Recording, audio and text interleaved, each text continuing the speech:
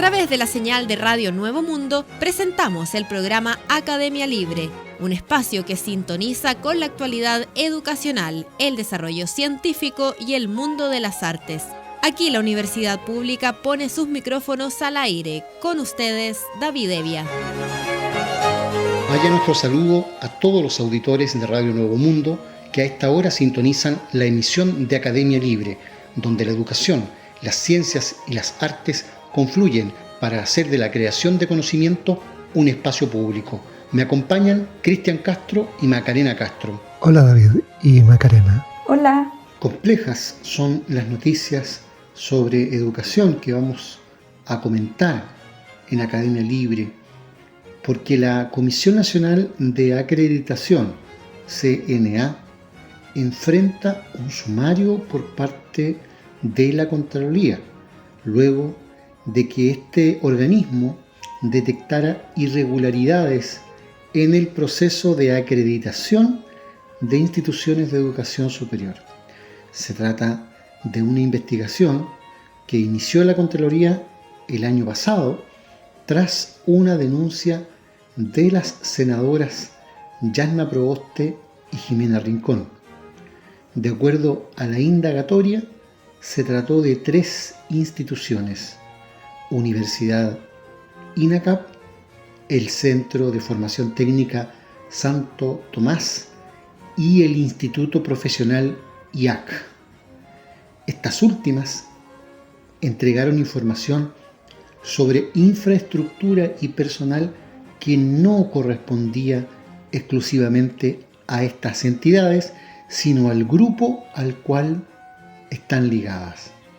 De esta forma, lograron ser acreditadas pese a no contar con todos los requisitos exigidos por la actual legislación y que, entre otros puntos, permite a los estudiantes postular a becas.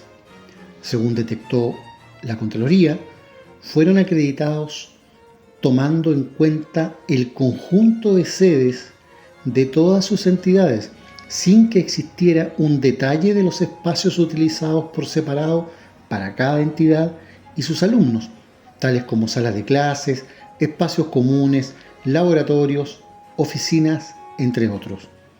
Así también no se detallan las cantidades de horas académicas que realizan los docentes en cada una de las entidades relacionadas, como tampoco en qué carreras, por lo que no es posible determinar su suficiencia respecto de las carreras impartidas y alumnos de cada una de ellas. Asimismo, las instituciones de educación superior cuestionadas presentaron a los mismos profesionales en cada uno de los cargos, los que fueron contratados a plazo indefinido y con dedicación horaria de jornada completa. Sin embargo, estos profesionales dividen su jornada horaria en las 3 instituciones relacionadas, esto es, Centro de Formación Técnica, Instituto Profesional y Universidad, siendo acreditadas con esta información. En atención a las situaciones advertidas, esta Contraloría Regional instruirá un procedimiento disciplinario en la Comisión Nacional de Acreditación, tendiente a determinar las eventuales responsabilidades administrativas de los funcionarios involucrados en las irregularidades descritas, se indica. En paralelo, el órgano Contralor instruyó a la Comisión Nacional de Acreditación modificar la metodología que utiliza para realizar la evaluación, advirtiendo que las pautas se encuentran desactualizadas, ya que se siguen ocupando las mismas desde 2013 y 2015. Al respecto, desde la CNA señalaron que los procedimientos de acreditación cuestionados se ajustaron a los parámetros vigentes a esa fecha. Comillas, se ajustaron a la normativa legal y procedimientos vigentes en ese periodo, que fueron modificados en la Ley de Educación Superior de 2018, aseguran.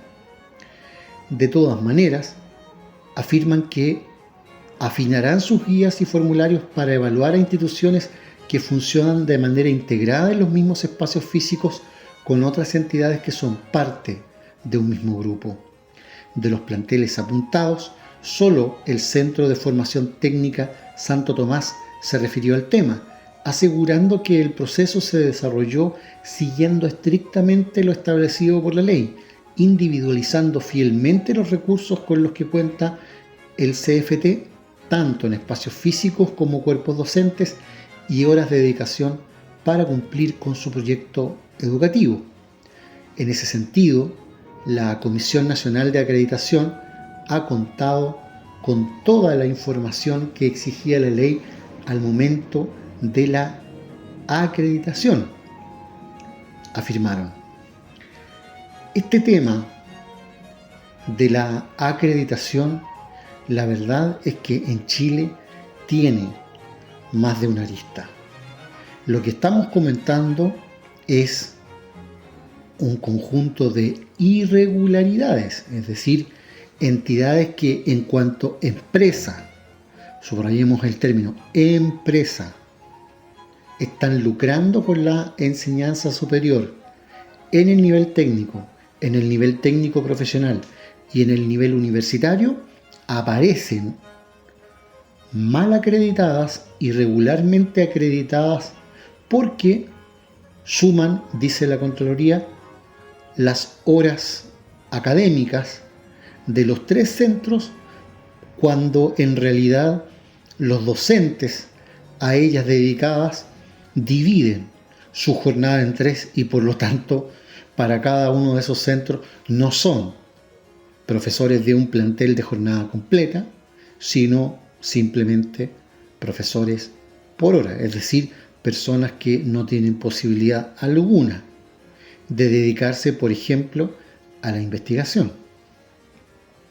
Pero además se hace alusión, dice la Contraloría, a salas e infraestructura que en realidad también es compartida y que no forma parte del inventario que de manera autónoma debe exhibir cada una de esas entidades de educación superior ante los organismos competentes, en este caso el Consejo Nacional de Acreditación. Desde luego, allí, por mucho que hagan sus descargos, las declaraciones que hace la Contraloría en la materia dan cuenta efectivamente de una sumatoria que nosotros veníamos constatando en el país desde hace décadas, pero respecto de otro tipo de empresas. Nunca pensamos, ¿verdad?, que aquellas que estuviesen vinculadas al ámbito educacional se atrevieran a tanto. Hay que esperar todavía el desenlace de esta investigación sumaria, aun cuando parece bastante categórica la información que se proporciona al respecto, pero señalábamos que esto es solo una arista de los problemas que enfrenta el sistema de acreditación en Chile. ¿Cuál es el otro? El principal, el que no depende simplemente de irregularidades o ilegalidades. Bueno, el que dice relación con la calidad de los procesos pedagógicos. Si aquí estamos hablando de educación superior, lo que deben acreditar las instituciones que buscan acreditarse es su capacidad de creación de conocimiento. Pero ¿qué capacidad de creación de conocimiento van a tener instituciones que tienen a los profesores convertidos en jornaleros por hora, corriendo de un centro para otro? Eso por una parte. Por otra, si antecedentes de acreditación universal, como la cantidad de títulos disponibles en una biblioteca universitaria por estudiante matriculado, se guiaran por estándares internacionales, entonces probablemente Chile no tendría más de 3 o 4 instituciones de educación superior acreditadas de 70. Esa es la realidad. Y entonces, ¿a qué estamos llamando acreditación? De una puntuación máxima de 7, hay universidades y centros de formación técnica que tienen un par de puntos. ¿Cómo es posible que instituciones de ese nivel puedan seguir siendo acreditadas de un periodo a otro? ¿Cómo es posible, entonces, que el Estado tenga que estar desembolsando recursos para centros que en realidad están dedicados a hacer dinero? Esto no es culpa de los estudiantes, pero tampoco del Estado. Aquí hay que tomar cartas en el asunto, porque lo que está ocurriendo en materia de educación superior deja muchísimo que desear.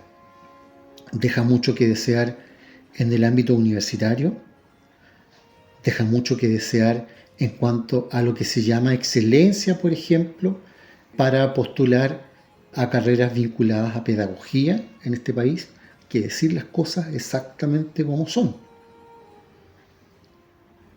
Y deja mucho que desear en términos de que aquí hay un centro que monopoliza unilateralmente y con representación del empresariado nacional, que no es neutro, el tipo de asignaturas que deben o no tener los estudiantes según tipo de escolaridad. Todo eso, desde luego que tiene impacto en la acreditación para la educación superior. Si los matriculados en la educación superior en sus 3 niveles, técnico, técnico profesional y universitario, no salen de debajo de la manga de un mago. Salen del mismo sistema escolar al que está institucionalmente conectado. Por lo tanto, hay una serie de deudas ahí que zanjar, y este tema lleva ya mucho tiempo, pero con situaciones como este sumario, el Consejo Nacional de Acreditación se está desacreditando a sí mismo. No es la única noticia que compartimos hoy en Academia Libre en el ámbito de educación. También hay que destacar una interesante columna en que el Colegio de Profesores de Chile destaca la educación de las escuelas normales. Dice: la historia de la educación en Chile, específicamente en el nivel primario o básico, tuvo como protagonistas durante más de un siglo a los profesores normalistas, docentes preparados en las escuelas normales que a lo largo del país signaron la educación pública con su sello de vocación y compromiso por la enseñanza.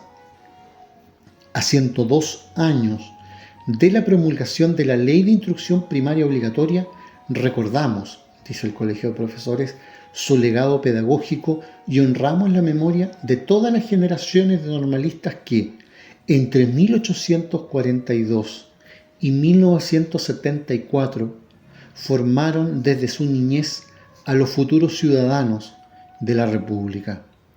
La celebración del Día del Profesor Normalista fue creada en 2005 mediante el Decreto Ley número 162, coincidiendo la fecha del 26 de agosto con la promulgación de la Ley de Instrucción Primaria Obligatoria número 3654 de 1920, dictada entonces por el gobierno de Arturo Alessandri Palma, que masificó ampliamente el nivel básico de la educación escolar. Pero fue hace 180 años que el educador argentino Domingo Faustino Sarmiento instaló en Chile el sistema de escuelas normales, bajo el gobierno de Manuel Bulnes y siendo ministro de Justicia e Instrucción Pública Manuel Montt. El modelo de Sarmiento, iniciado en 1842 en Chile, tuvo como inspiración las escuelas normales francesas, creadas por el sacerdote Jean-Baptiste Lassalle.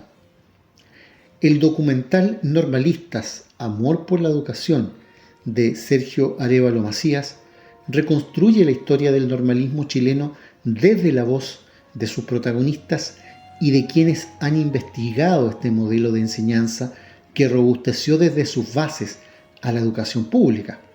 Según la docente de la Universidad Alberto Hurtado, Belén Fernández Llano, el normalismo se forja junto a un modelo de Estado docente que no solo se encargó de masificar las escuelas, sino de financiar todo ese proyecto. El Estado financia la creación de escuelas normales, pero además el internado en general de los estudiantes. Eso implicaba que era una oportunidad para que familias sin privilegios por su origen tuvieran una educación gratuita financiada por el Estado, que además implicaba el sustento cotidiano. Iván Núñez Prieto, Premio Nacional de Ciencias de la Educación el año 2015, resalta la importancia de la organización de los normalistas, señalando que hacia la primera década del siglo XX aparecen las primeras organizaciones gremiales de profesores primarios, al principio con fines de ayuda mutua, cuando no había previsión social. Los primeros pequeños gremios que en los años 20 alcanzan a llegar hasta la constitución de una gran organización del conjunto del profesorado primario desde 1923 en adelante, lo que se llamó la Asociación General de Profesores de Chile. Era aliada con la Federación Obrera de Chile, con la Federación de Estudiantes de Chile, con todo el despertar no solo del proletariado, sino de sectores medios. La también Premio Nacional de Ciencias de la Educación, Beatrice Ábalos Davison, recalca la importancia de las mujeres en la educación normalista. No había formación docente de profesores de ningún tipo en Chile en los primeros años de independencia. Curiosamente, con la fundación de la Escuela Normal Femenina se forma una carrera que después va a ser esencialmente femenina, afirma la doctora en educación. La docente Belén Fernández Llanos destaca que la presencia de las mujeres en la educación en una sociedad eminentemente patriarcal como la del Chile decimonónico era aceptada porque se entendía la enseñanza también como un rol de cuidado, es decir, como una extensión del rol materno.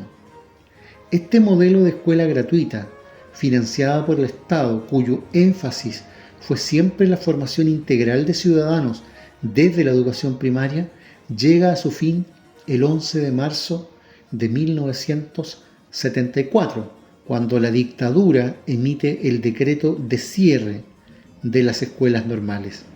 Sin embargo, el legado y la memoria histórica de los profesores normalistas, quienes imprimieron un sello inconfundible de entrega, vocación y compromiso, continúa vigente hasta hoy, y es deber del magisterio honrar esa memoria con un caluroso agradecimiento a cada maestro normalista que con su vida construyó la ciudadanía del futuro. Muy bien, con estas líneas de memoria, el Colegio de Profesores de Chile respecto de la historia de la educación normalista en el país, un verdadero ejemplo para lo que habría que hacer hoy en materia de enseñanza.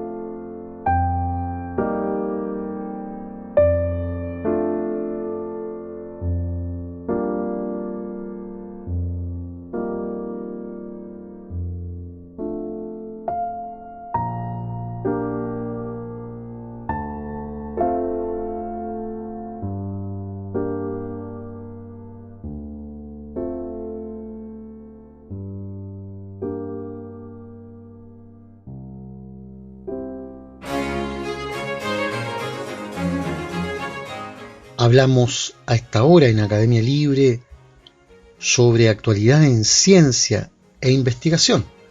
Lo hacemos con Cristian Castro, quien nos proporciona cada semana las novedades en este plano. ¿Qué está pasando, Cristian, en materia de ciencia e investigación?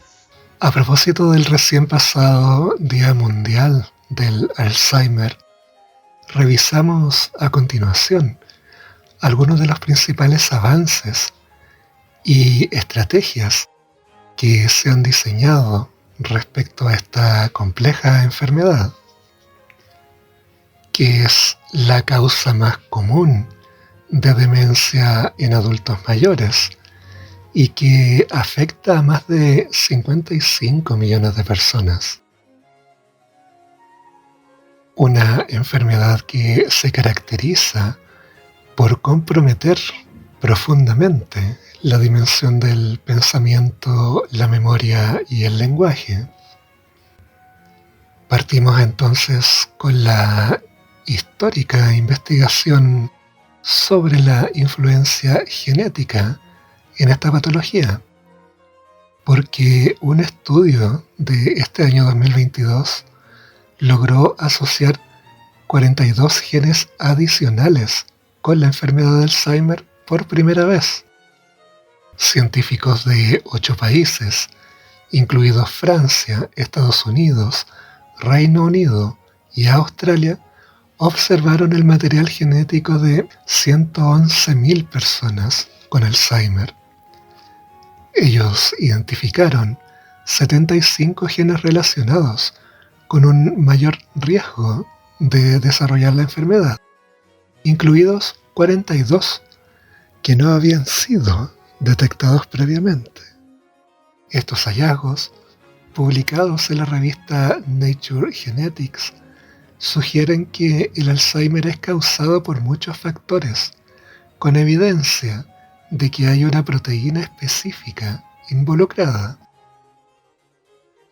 La coautora del estudio, la profesora Julie Williams, describió el trabajo como un gran paso adelante en nuestra misión para entender el Alzheimer, que puede producir varios tratamientos necesarios para retrasar o prevenir la enfermedad. Los resultados respaldan nuestro creciente conocimiento de que la enfermedad de Alzheimer es una condición extremadamente compleja, con múltiples desencadenantes, caminos biológicos y tipos de células involucradas en su desarrollo, sostuvo la investigadora. Otra investigación demostró que los factores del estilo de vida, como fumar y ciertas dietas, influyen en quién podría desarrollar la enfermedad, pero los especialistas creen que la genética posee el mayor riesgo.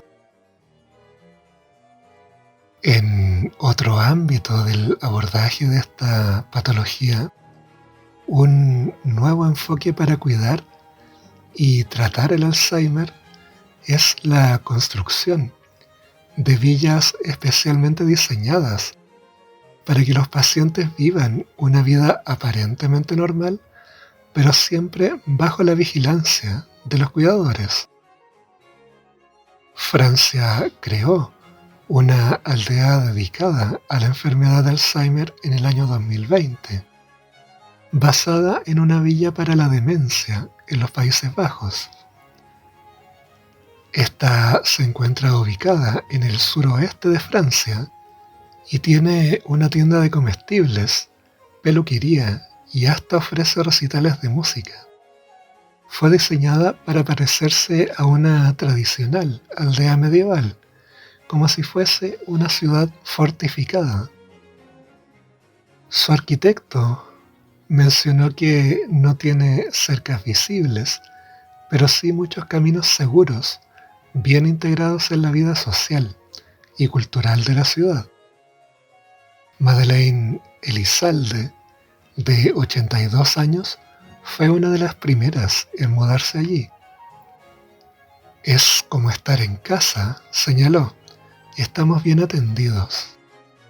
Su pérdida de memoria es menos severa, asegura su nieta, pero indica que ella es feliz porque ha redescubierto cómo disfrutar su vida. Una de las consecuencias de la instalación de esta villa de Alzheimer es que la gente que vive cerca parece estar cambiando su punto de vista sobre las personas que viven con esta enfermedad. Una encuesta de la Alzheimer's Association de agosto del año 2022 sobre los residentes en la ciudad anfitriona de la villa mostró una caída en el sentimiento de rechazo por las personas con Alzheimer después de que la aldea se abriera al público, en comparación con otra ciudad sin un pueblo con estas características, lo cual nos habla de una posibilidad real de integración. Otra investigación de alta relevancia al respecto de esta enfermedad es el análisis de sangre antes de la aparición de los síntomas del Alzheimer, porque científicos en el año 2019 señalaron que podían identificar con precisión a las personas en vías de desarrollar la enfermedad antes de que aparezcan los síntomas. Ellos apostaron a que esto podría ayudar al progreso de los ensayos de medicamentos. Científicos estadounidenses pudieron usar niveles de amiloide en la sangre para ayudar a predecir su acumulación en el cerebro. Investigadores de la Facultad de Medicina de la Universidad de Washington, en Missouri, midieron los niveles de la proteína beta amiloide en la sangre de 158 adultos mayores de 50 años. Querían ver si los escaneos cerebrales mostraban niveles similares. Los escaneos mostraron niveles similares, pero solo el 88% del tiempo, que no es lo suficientemente preciso para una prueba de diagnóstico. Cuando los investigadores combinaron esta forma con otros dos factores de riesgo para la enfermedad, ser mayor de 65 años y personas con una variante genética denominada APOE4, la exactitud del análisis de sangre mejoró al 94%. Esto mostró que los resultados eran prometedores. Y un paso hacia el análisis de sangre confiable para la enfermedad de Alzheimer y acelerar la investigación de la demencia. Se han comercializado varias pruebas de detección de demencia directamente a los consumidores. No se ha demostrado científicamente que ninguna de estas pruebas sea precisa, dice la Alzheimer Association en Estados Unidos. La organización recomienda el diagnóstico de un médico que evalúe una serie de factores. Por este motivo, la asociación cree que las pruebas de detección en el hogar no pueden ni deben ser utilizadas como sustituto de un examen completo realizado por un médico calificado. En resumen, existe la posibilidad de análisis de sangre para detectar la enfermedad, pero el diagnóstico de un médico sobre el comportamiento es una meta crucial para determinar si existen síntomas. Ahora bien, ¿cuál es el futuro del tratamiento del Alzheimer y la demencia? Hay más de 150 fármacos en ensayos clínicos, pero se advierte que toma tiempo que sean aprobados y listos para que un paciente los utilice. En el futuro, la prevención y la combinación de tratamientos farmacológicos y cambios de estilo de vida pueden ser la estrategia más efectiva para limitar el impacto de la demencia. Mientras que las nuevas drogas toman muchos años para desarrollarse, los cambios en el estilo de vida están disponibles para todos. En conclusión, reducir el riesgo a través de la adopción de diversas medidas de estilo de vida ayudará a disminuir la probabilidad de desarrollar la enfermedad de Alzheimer. Sin embargo, a medida que la ciencia médica avanza, debería también desempeñar un papel cada vez mayor para ayudar a combatir esta importante causa de enfermedad. Muchas gracias, Cristian, por ese reporte que nos deja al día en ciencia e investigación.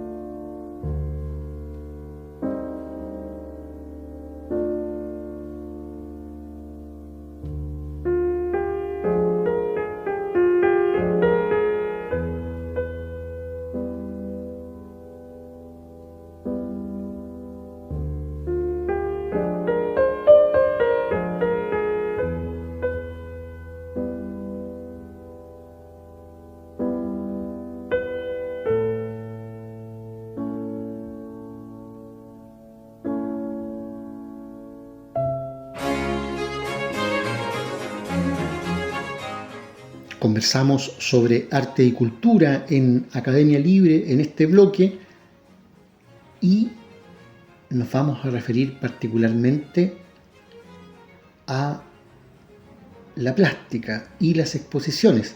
Un total de 36 obras de la colección del Museo de la Solidaridad Salvador Allende y 10 facsímiles de su archivo, junto a videos y piezas textiles producidas por las textileras del museo, serán parte de la exhibición de arte Is It Morning for You Yet? En la 58ª Carnegie International, la exhibición de arte más antigua realizada en América del Norte y que será inaugurada en estos días en el Carnegie Museum of Art de la ciudad de Pittsburgh, en Estados Unidos. Curada por Sohrab Mohabi, iraní, la 58ª versión de esta muestra rastrea la huella geopolítica de los Estados Unidos desde 1945 para situar lo internacional dentro de un contexto local. La muestra superpone obras históricas de colecciones institucionales y artistas internacionales, con nuevos encargos y obras recientes de artistas contemporáneos. En esta línea, el Museo de la Solidaridad Salvador Allende fue invitado a realizar una curaduría adjunta que fue generada colectivamente por el equipo del museo y que se expresa simbólicamente a través de la figura de la espora, por sus cualidades dispersivas y reproductivas, incluso en condiciones adversas. La invitación de Carnegie International nos instala nuevamente como museo dentro de otro, experiencia que, por la naturaleza de nuestra historia, ha ocurrido innumerables veces. A través de esta curaduría colectiva tenemos la oportunidad de seguir mostrando nuestra historia al mundo, la de un museo fuera de los cánones hegemónicos y con una colección donde las redes afectivas fueron el principal motor de su conformación, cuenta Claudia Saldívar, directora del Museo de la Solidaridad Salvador Allende. Desde su origen hasta la actualidad, el museo se ha pensado como un espacio sin muros, vivo y descentralizado, que ha situado su quehacer en el escenario artístico internacional sin dejar de atender su vocación comprometida con el territorio local y las comunidades.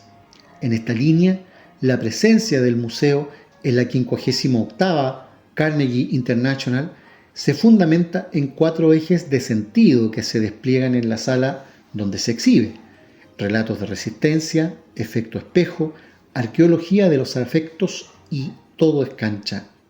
Cada uno es una constelación de obras, archivos y experiencias en diálogo que hablan por el museo, y entre ellas sus susurros se multiplican como esporas para ser vivenciadas por el público que visite la muestra. Fue un gran desafío desarrollar esta curaduría transversal y colectiva de los equipos del museo en respuesta a la invitación extendida por Sohrab Mohabi, ya que significó pensar creativamente cómo ecualizar la relevancia de la historia de este museo y su colección con el quehacer actual que desarrollamos para presentar el museo desde una mirada contemporánea y presente, cuenta Carol Jasky, curadora y coordinadora del área de colección del Museo de la Solidaridad Salvador Allende. Por ello, incorporamos obras junto a documentos en distintos formatos y un ejercicio de activación con piezas producidas por las textileras del museo del barrio República, que forman parte de nuestro programa de vinculación con el territorio. Tomamos en consideración la diversidad de públicos que conocerán por primera vez el museo y seleccionamos piezas cuyos relatos nos interpelen e inviten a valorar y activar la solidaridad en sus vidas, dijo. Relatos de resistencia da cuenta de un significativo conjunto de obras producidas principalmente durante los años 60 y 70, donadas desde países tan diversos como Uruguay, Francia, Chile, México, Argentina, Polonia y Mongolia. Reúne narrativas de resistencia cultural y manifiesta la expansión territorial de respuesta solidaria que produjo el museo a nivel internacional. El valor fundacional de esta constelación está representada en la iconografía utópica del grabado de Alfredo Portillos, Argentina, que destaca la importancia de la comunidad por sobre la individualidad. La resistencia y resiliencia frente a las violaciones de los derechos humanos durante la dictadura cívico-militar en Chile están expresadas en las arpilleras que mujeres chilenas realizaron en esa época. A este mismo relato se suman las obras NN 1979 de Francisco Brugnoli y Hoy a menudo recuerdo de la artista Lilo Salberg, alemano-chilena. ¿Quiénes participan? Luis Felipe Noé, de Argentina, con su obra Esto no tiene nombre 2, y Hugo Rivera Scott, de Chile, con Napalm, denuncian las otras dictaduras latinoamericanas y la guerra de Vietnam, mientras que Allende, de Ricardo Mesa, de Chile, y Golpe, de Jimena Armas, también de Chile, dan cuenta de la dificultad de la vida en el exilio. A ellos se suma el puño vigoroso y juvenil de la resistencia, representado en el dibujo Chili Resistance de Ernest Pignon Ernest, de Francia. Completan el conjunto obras de Bayoyab, Majvat, Sandblad y Bat Shulun, artistas de Mongolia en cuya iconografía destacan la fuerza de la naturaleza y su cosmovisión.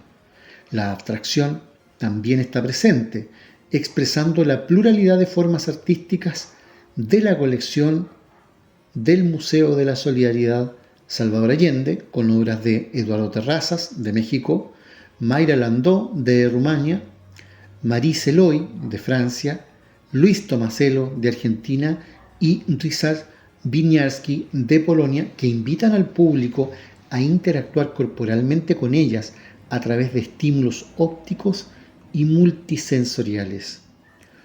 Otro eje que conforma esta propuesta curatorial es Efecto Espejo, que incorpora obras creadas en los años 60 y 70 y que reflejan desde una perspectiva crítica el rol que ejerció Estados Unidos en la escena internacional.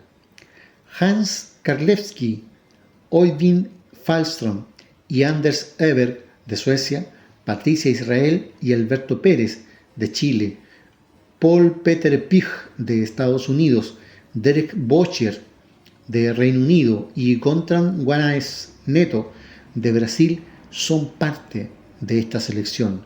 Carol Lowe, de Estados Unidos, con su obra No Peace Till I Agree, y Valentina Cruz, de Chile, con Pieles de Mujeres, fieles a ser examinadas por el doctor de turno, se suman al conjunto desde una perspectiva de género y subvierten las narrativas de poder lideradas predominantemente por figuras masculinas. En tanto, Leonilda González, de Uruguay, visibiliza la presencia tenaz y fuerza de las mujeres en las luchas sociales a través de sus obras Novias Revolucionarias 12.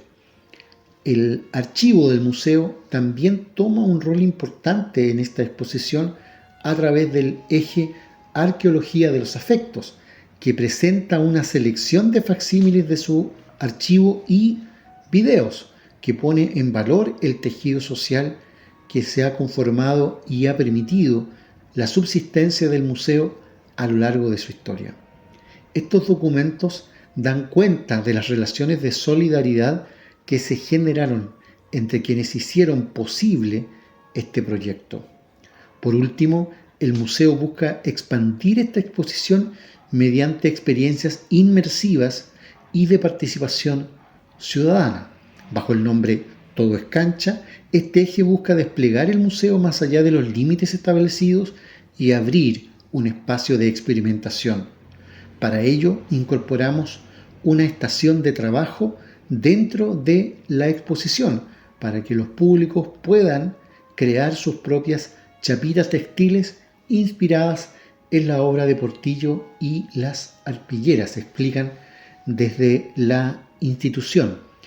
Algunas chapitas realizadas por las textileras del museo en Chile estarán a disposición del público a modo de inspiración para facilitar e incentivar la creación y el intercambio con otras personas. Cada chapita puede transformarse en una consigna o definición de postura que manifieste un deseo o un sueño. La exposición estará abierta hasta el 2 de abril del próximo año en el Carnegie Museum of Art, ubicado en Pittsburgh, Estados Unidos. Una buena iniciativa que profundiza la internacionalización del Museo de la Solidaridad Salvador Allende y que propone una activa interacción con quienes interlocuten con esa entidad. Concluye aquí en Radio Nuevo Mundo esta emisión de Academia Libre, un programa producido por la Comisión Ejecutiva de la Universidad.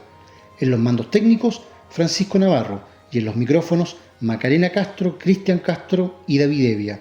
Agradecidos de su sintonía, nos encontraremos la próxima semana. Hasta entonces. Nos vemos. Hasta pronto.